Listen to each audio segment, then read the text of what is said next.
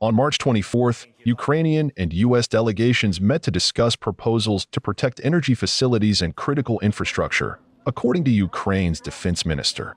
This is part of a larger diplomatic push by U.S. President Donald Trump to bring an end to 3 years of conflict between Ukraine and Russia. The meeting, held in Saudi Arabia, came ahead of talks between the U.S. and Russian delegations scheduled for Monday. U.S. Special Envoy Steve Witkoff expressed optimism about the prospects of ending Europe's deadliest conflict since World War II.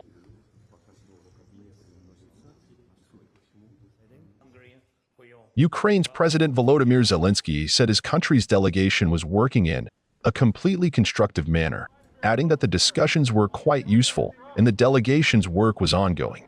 However, Zelensky stressed that no matter the discussions, the key to peace was getting Russian President Vladimir Putin to give a real order to stop the strikes. Heading Ukraine's delegation was Defense Minister Rustem Umerov, who emphasized that the goal of these talks was to bring a just peace closer and strengthen security.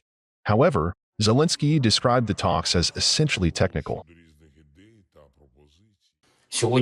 Today marks the second meeting between the Ukrainian and U.S. teams in Saudi Arabia, this time at a more technical level. Our military, our diplomats, and our representatives from the Ministry of Energy. I just spoke with Defense Minister Rustem Umerov. He briefed me on the meeting and the course of the negotiations. Our team is working in a completely constructive manner. The conversation is quite useful. The work of the delegations is continuing.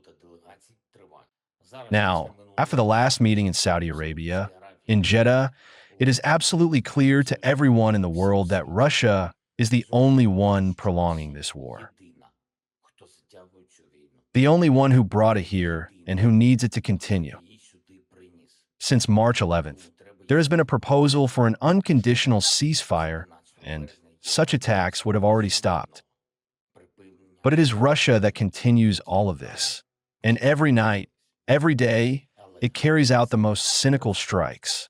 Without pressure on Russia, they will continue in Moscow to disregard true diplomacy and keep destroying lives.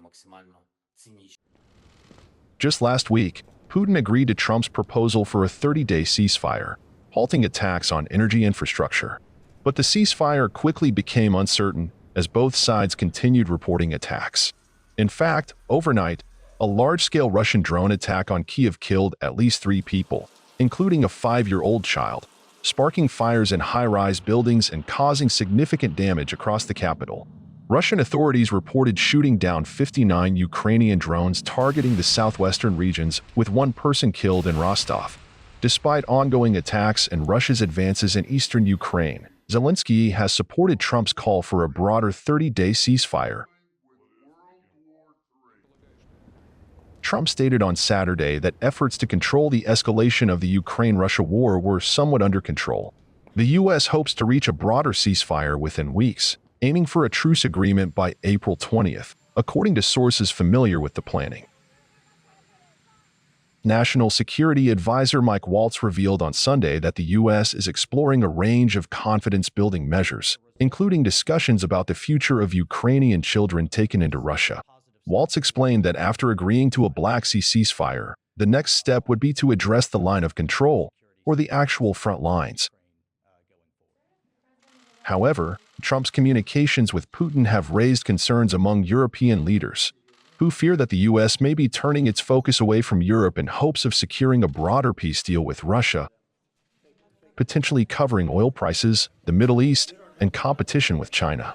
In response, Britain and France are ramping up military and logistical support for Ukraine, with several nations announcing plans to increase defense spending to reduce reliance on the U.S.